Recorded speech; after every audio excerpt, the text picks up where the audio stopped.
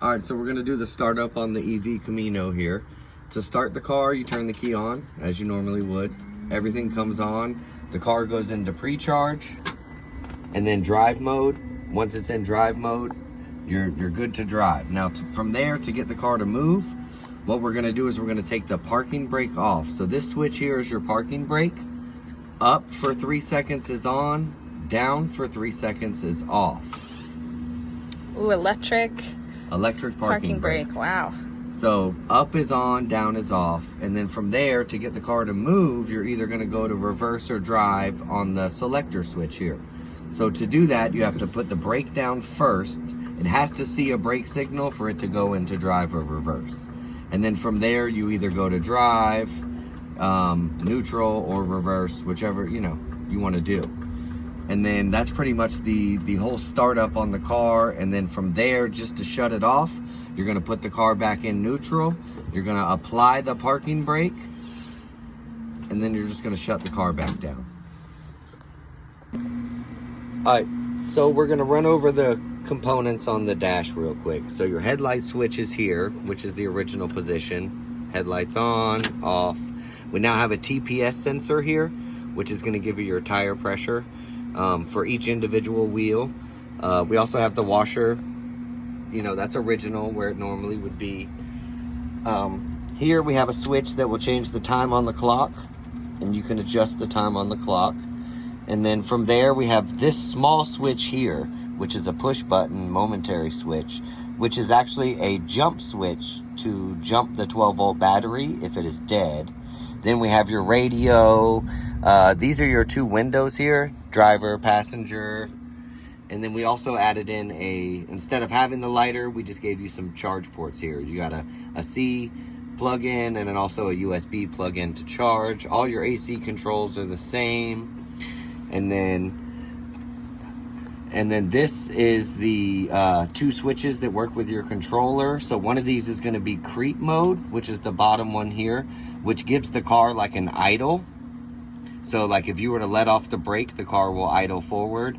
And then this is your regenerative braking on and off.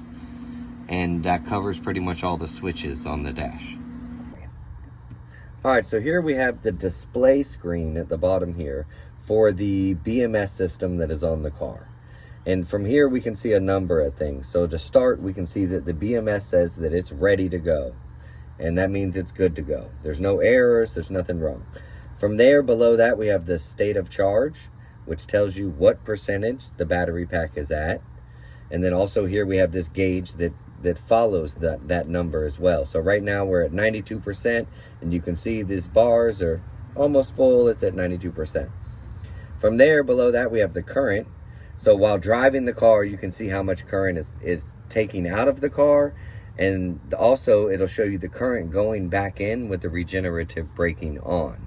From there, we have the temperature, which is going to give you the battery temperatures. And then below that, we start with the detail button.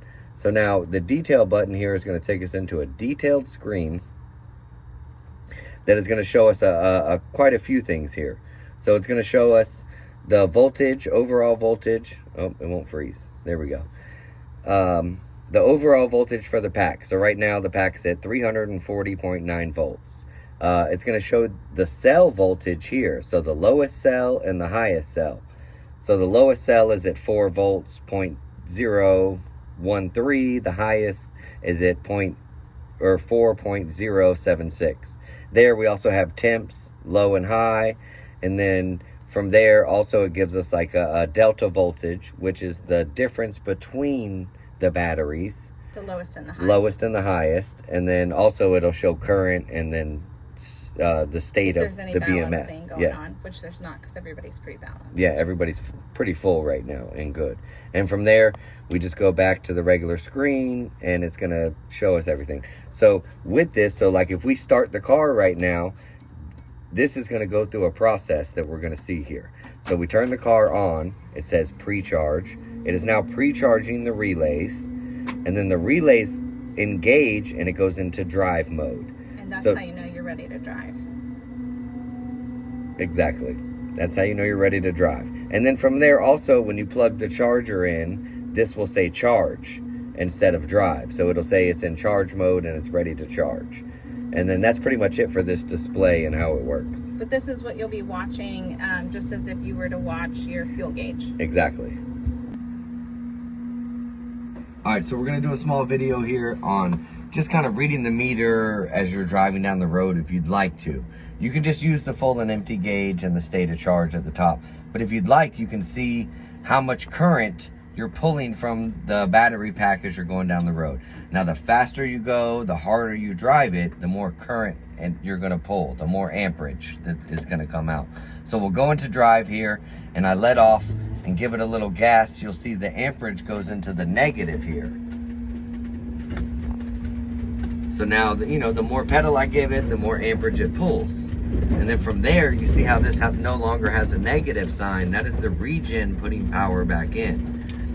Now, the regen works great, but there is one small problem. When the pack is 100% full, or close to, the regen, if it's on, will air out the BMS because the batteries are already full and there's nowhere for extra power to go to. So once you fully charge the car to drive it, we're going to use this regen button, and we're going to turn that regen off to where we're not pumping power back into the pack until we're at least down to like 95% or 96% on the state of charge. Then that gives us room to put power back into the batteries as it's taken out. So as you can see now, if I let off, I give it some gas, and then I let off the pedal, the amps are just going to zero out. Instead of pumping positive energy back into the pack. Now, what happens if you forget to turn the regen off and your battery pack is full? So what's going to happen is if we're at 100% here or 99% charge, we put it in drive and we go take off down the road. The first time we take our foot off the gas and it tries to pump a high amount of amperage back into the batteries, there's going to be no room in the batteries for that amperage to go back in. Because the cup is full. So what's going to happen is this is now going to say error, and the BMS is going to error out because it's going to say, I'm over voltage. This is way too much power. And then, so what would need to be done in a situation like that is you stop the car, put it back in neutral, you shut the car off. This is going to go back to the ready state, and then you key the car back on, but make sure that we turn this on. So when the light is on this switch, regen is off. When the switch is off, regen is on. It's set up for regen to always be on, but we've given you the option to turn it off. Some people like it, some don't. So what it does is it works as a motor brake, that when you let off the gas pedal, it will slow the car down, similar to a Jake brake on a semi. And what that does is that takes friction and heat from the motor and creates energy and puts it back into your battery pack. Which is awesome because you get a one pedal drive. Exactly. And you are able to recycle some energy. And get longer range. Exactly. Very cool.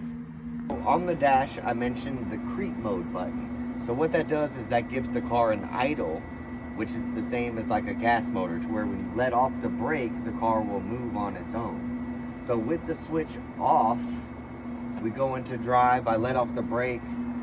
Well, there we go. I let off the brake and the car won't go anywhere. If you're not on a hill. If you're not on a hill, exactly.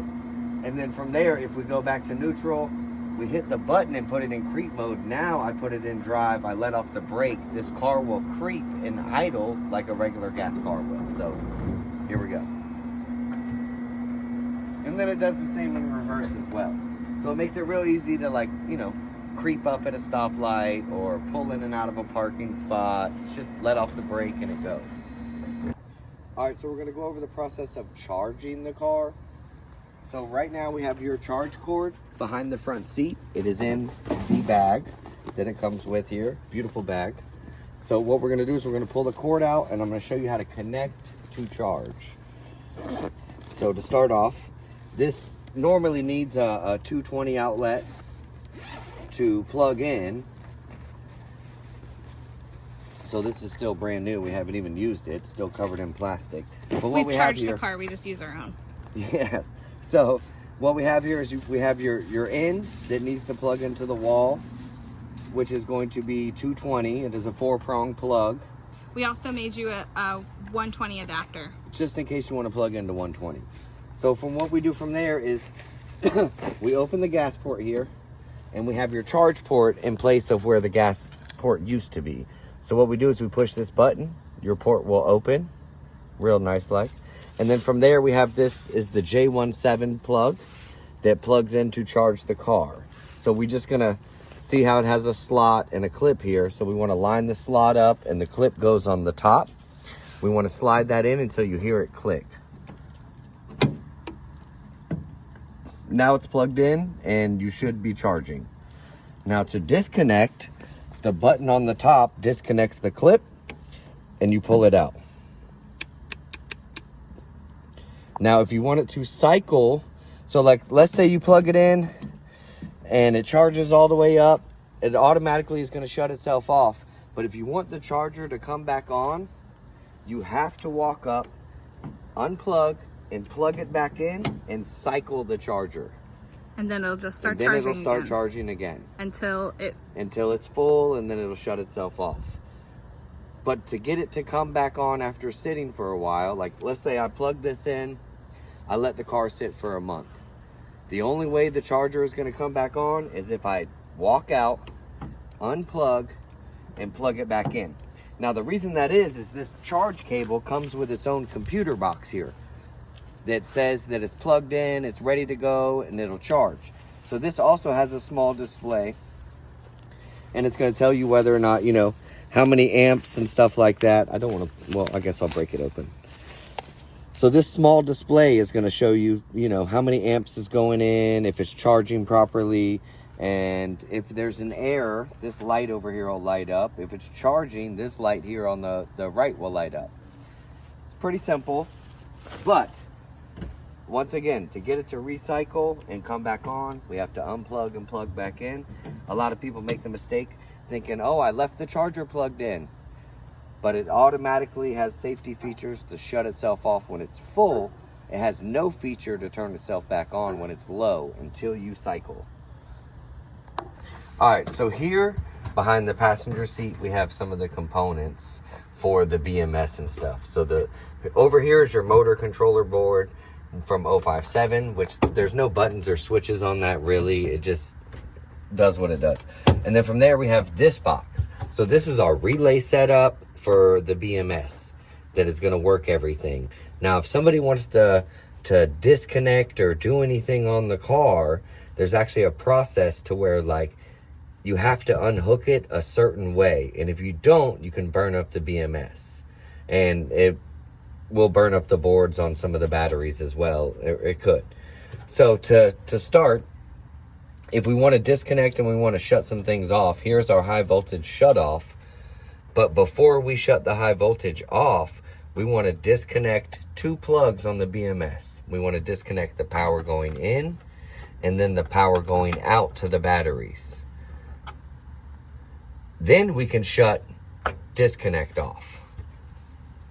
And then if it's the same to go back and start it up. So we can turn the high voltage on. We're going to plug in the battery sensors. And then we're going to plug 12 volts back into it with this plug. And that is the proper way to disconnect without burning up the BMS boards and burning anything else up on this whole setup. Relays, whatever it may be.